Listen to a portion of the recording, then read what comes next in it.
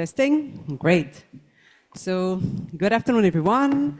My name is Dr. Valérie Léveillé. I'm the founder of NexPlasmaGen, as well as the CEO and the co-inventor of the technology. Before NexPlasmaGen, I developed 4 other products that were for water, wastewater treatment in electrochemistry. So, by training, I'm a chemical engineer, PhD, and I just love to develop products.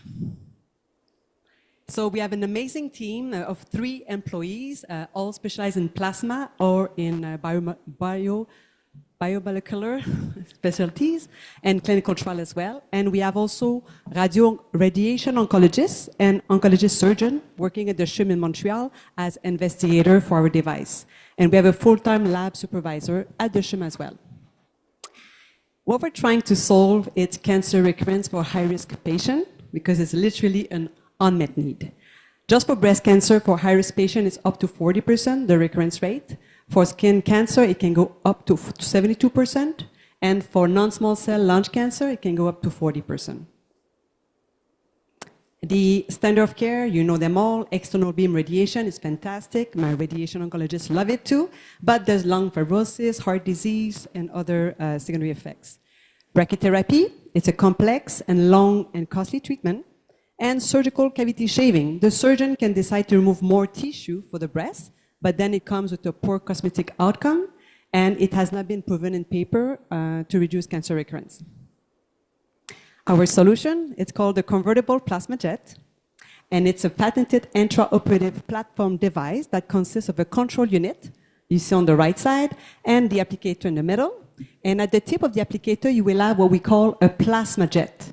What is this? It contains highly reactive oxygen and nitrogen species in the gaseous form that can kill cancer cells in the tissue without damaging it. It's easy to integrate this into the workflow, and we're going to give you an example for breast cancer. The surgeon first will just take the standard tool to remove the solid tumor. Then we will have into the operating room helium and oxygen gas that are going to be injected into the applicator to produce the plasma. So the plasma is an ionized gas. And we're going to apply that into the surgical cavity, into the OR, to kill all the cancer cells into the surgical cavity before they close the wound. So we already have many preclinical trial data for breast cancer and sarcoma. And now I'm very happy to say that we started our safety trial. So it's our first in human data. We treated already 3 patient tumors, and we oxidize it, proving the plasma cell death mechanism. And we have already 3 treatments of women in situ in their cavity. And you can see pictures here of the device going into the operating room. This is one of my engineers doing the test, and it's really, so far, there's no adverse effect at all. We have bottom-up market size, and it's quite important. This is based on data that we crunch from how much revenue we can generate. So for the sum, so the first 5 years, we think we can get 100 million of generation revenue. And this is basically by targeting 21% of the US patient with a local high-risk breast and skin cancer. Then we move up to the medium term, so the SAM will be about 2 billion. This is all the US patients with local breast and skin cancer. And finally, the big TAM will be around 7 billion. This is with 8 indications of cancer. We are a game changer. We have only 1 direct competitor, US Medical Innovation, but they are like us, unproven. They still have to have the FDA approved for cancer treatment. The rest, they are indirect competitors, and as you can see, there's many drawbacks, either into the efficiency, the safety, the treatment time, the cost, or the cosmetic outcome. We have a revenue model that is attractive, yet affordable for the hospital. First, we have a base of about 528 surgery per hospital per year, and our revenue will be around $850 per surgery. That gives us revenue of $441,000 per year per hospital, mainly in consumables. And we're going to also sell the starting kit with 2 control units for $176,000. This leads us to our 5-year sales. So after 5 years of sales, we believe we can get 100 million of revenue by selling about 338 initial kits. And you can see that on the bottom, the equipment cost is the pink big line, is driving the revenue, but eventually the recurrence revenue will take over. And in terms of potential exit, we can have a strategic partner. We're going to talk soon with Boston Scientific. We have a meeting planned in Montreal to discuss this. He saw this pitch deck and is interested to know more about the company. We can have it just during the pivotal trial as an exit with a strategic like Boston Scientific, or we can wait a little bit longer and have at the year 5 a return on investment of about 50x. Who are the acquirers? Medtronic, Johnson & Johnson, Boston Scientific, or Hologic, Electa, or Medical. We are asking 4 million seeds to get the US FDA approval to be able to sell the device.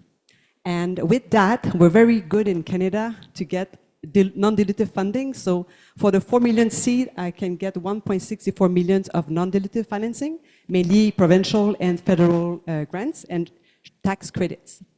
And the use of fund will be about 1.4 million to design and build the unit, pre-production unit, then some animal efficacy result just to make sure that the scale-up system that we're providing now, it has the same result as the preclinical system.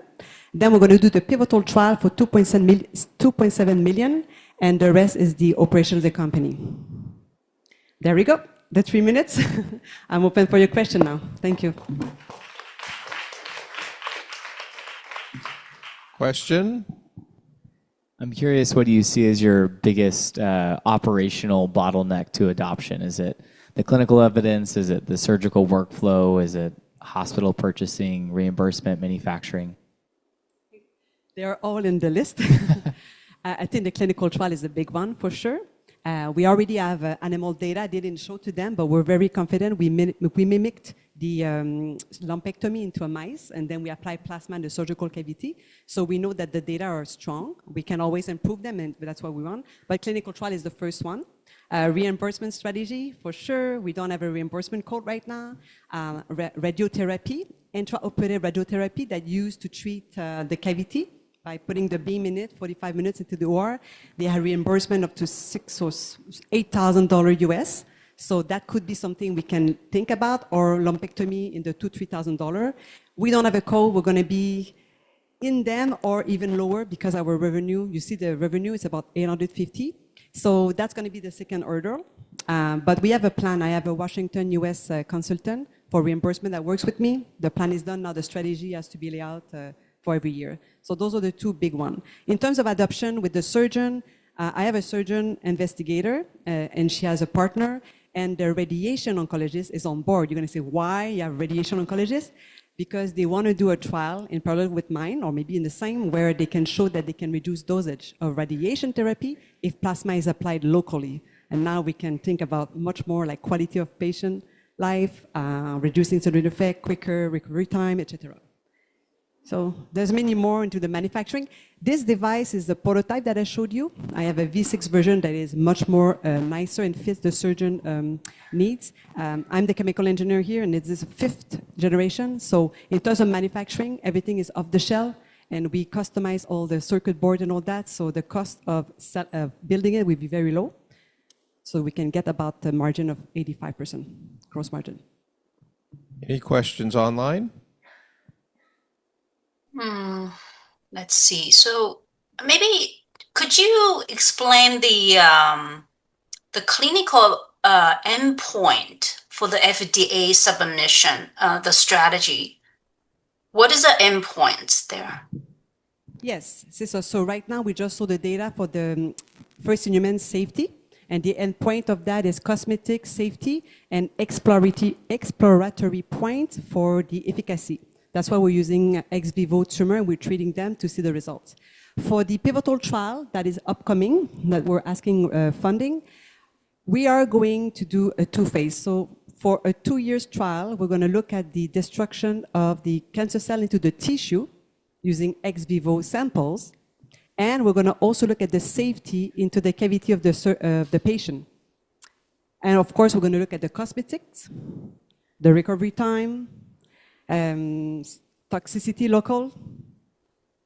That's it. So that's the first 2 years, and then we're going to expand the trial so that we can look at the cancer recurrence. But the idea is that after 2 years, we can get a commercial product, get some cells for the next trial, and then the second trial, we're going to take the 75 patients from the first trial, open up to the other trial, and then we can get 150 patients to look at cancer recurrence. But at least every month, every year, we're eating an outcome that we can use to increase the value of the company. You had a question? Well, thank you. I have a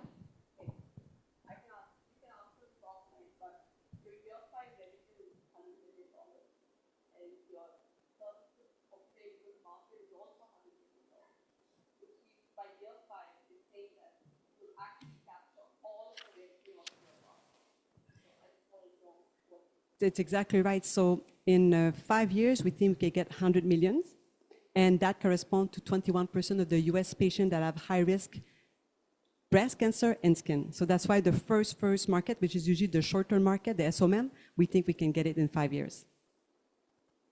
And that's not, it's 21% of the high-risk patient localized. So it's not, no, it's not the 3 million of women. We're extremely localized on a high-risk patient population. It's a real market. It's not top-down. It's really bottom calculation. And maybe it's even too low. All right. Thank you to NexPlasmaGen. You can get offline. No, we're in clinical trial, but clinical trial will come for sure. And the next clinical trial will be in US, Canada. Maybe Australia. We'll have to think. All right.